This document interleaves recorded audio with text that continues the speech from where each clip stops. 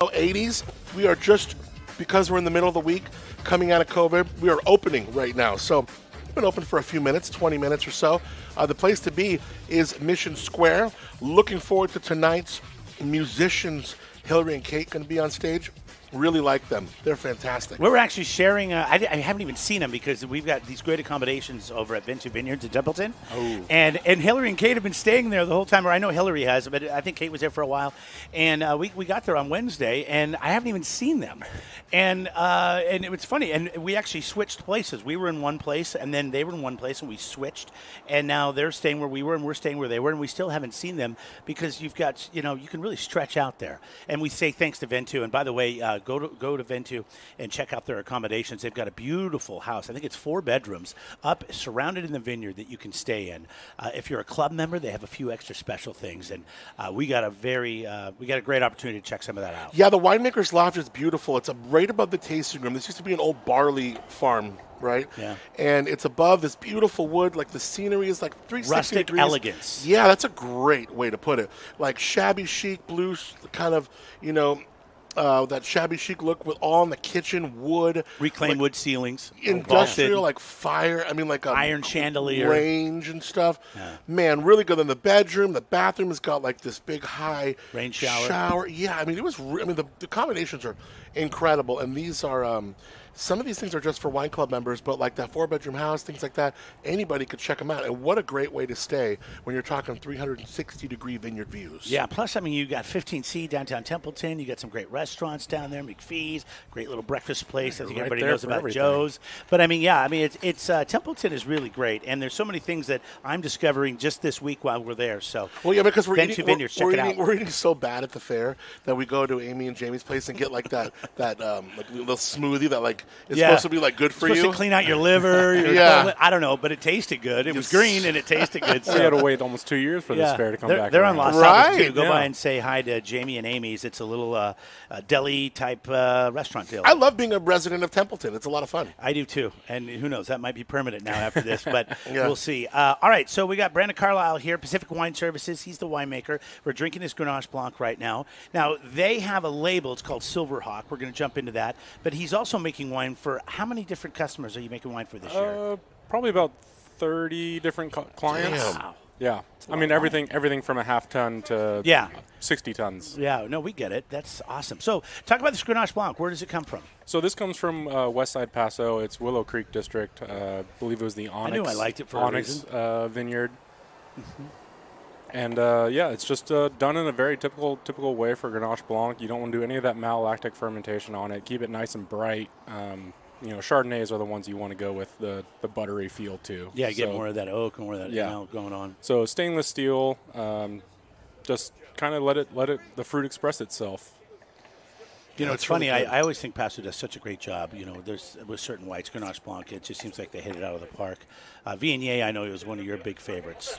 Yeah, I do love Viognier. To be a little bit more fruit forward, and there's usually a little bit more oak in that, isn't there? A little more or it's a little bit more viscous, a little bit more heavy and weighty. Yeah. Which is why I like Roussanne and things like that. But I like Sauv Blanc, so that makes sense that I would like this. Yeah, but Grenache Blanc, what's cool about Grenache Blanc is you're seeing a lot more people get into it, planting it, and doing it very well. And it has become, I swear, like in the last 5, 6, 7 years, like bona fide awesome in Paso. Like more people are doing it, and that's what kind of helps expose it to more people, and now more people will know about it. And I'm glad you guys are doing it because it tastes great. I know we could talk to some people, and they would say, there's no difference between East or West Side. But I've had Grenache Blancs from both sides, and I think there's definitely a little bit of There's a difference. A huge difference between East Side and West Side. We're talking about where you're getting this. You get that almost. It's like Templeton Gap. Yeah, that wind that comes through there. The coolness in the afternoons, the cool breeze during the day, the nice swing in temperature. So it really helps the fruit mature, maintain that natural flavor and acidity. Let's get this down, and we'll get into that.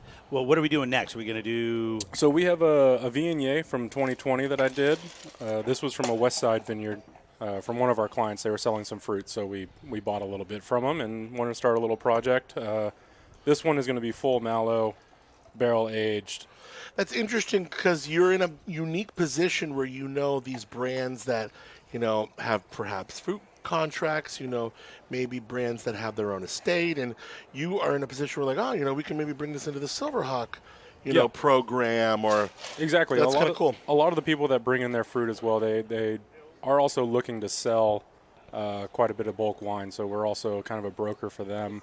But if we like the way it turns out, because we've been the ones making it, we can say, hey, we would love to get some of this from you and put it under our label. Remind us where Pacific Wine Services is. So Pacific Wine Services, we are on the east side of Paso. We are off of Dry Creek Road.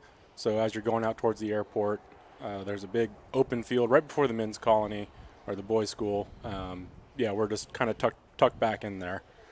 Was it another winery before it was Pacific Wine Services? They've kind of changed the name, but it's been Pacific Wine Services for a long time, and then they kind of dabbled with First and Last. But it's Pacific Wine Services. So, I mean, if somebody's looking in to get into the game and they're listening to this right now, and they were like, I want to play with this a little bit, there's a couple of different ways they can go. You could make their wine for them. Correct. And, how does that kind of work? I call you up and I say, hey, I want to get into the wine game. Yeah, so you give us a call. You kind of tell us what you're interested in, tell us what kind of fruit you want to bring in, and then also kind of the style you want. My wife loves rosé. All right, well, there you go. So when we try our rosé, you can see if you like that kind of style. You can go for a heavier, darker rosé. Do you ever get phone calls like that? I mean, I know you probably don't take the calls yourself, but, guys just call up and they got some money and they just want to make their wife happy. Oh, so yeah. they're like, I want to make her a wine. We actually started another program through Pacific Wine Services called Bespoke Barrel, and it's exactly that. We find a barrel of wine or about a 60-gallon blend for people, and then we will tailor it to how they want it and what they are actually looking for, and then they bottle it under their own label, and they have their own wine then to give to friends and everything. That's pretty cool. I mean, Adam, you did this. You did a Pic Paul Blanc. Yeah. And you're sitting on a lot of that wine. But, I mean, really, it's been probably great and fun to be able to share that with friends. And I'm one of your friends, and I've had quite a few, and I hope to have a few more because it actually turned out pretty good. Yeah, well, that's the thing. It's like, I don't know much, but I thank God I was able to, talk to like Lucas Pope, and then we made it at Valia's place, Desperada. So it was really cool to ask someone who knows a lot and has a really open heart and open arms and open cellar, for that matter, about it all, and be like, hey, I got questions, and sorry I'm texting you about this, but what should I do here? And so I think would be really helpful for someone who maybe has the bug, doesn't have any of the acumen needed, but still wants to somehow see this through. Oh yeah, so the person wants to come see it all. They can be hands-on with us doing the sorting of it, and then I help out anybody. I was given this opportunity for my time at Dow Vineyards. Oh, cool! They gave me the opportunity to get into this game and taught me so much that I feel that it's only fair for me to also have that same kind of open arm mentality to help anybody in any kind of questions that they have. That's what's great about this area. Everybody kind of rises up to help everybody, and I think that's why this area is being so successful. And I'm not saying other wine areas aren't that way because I don't know that, but we've been to Sonoma, we've been to Napa. There's definitely a different feel here in Paso Robles. Oh, and yeah. I'm so happy we discovered wine here, and we're able to kind of base our home out of this area. We got Brandon Carlisle. He's the winemaker. Pacific Wine Services. He's a custom crush winemaker, and they also make their own wine. It's called Silverhawk. We're into the Viognier right now. We did the Grenache Blanc. We got a rosé coming up. Stick around. More live from the fair. We're in Mission Square. Jeremy and Adam, this is The Crush.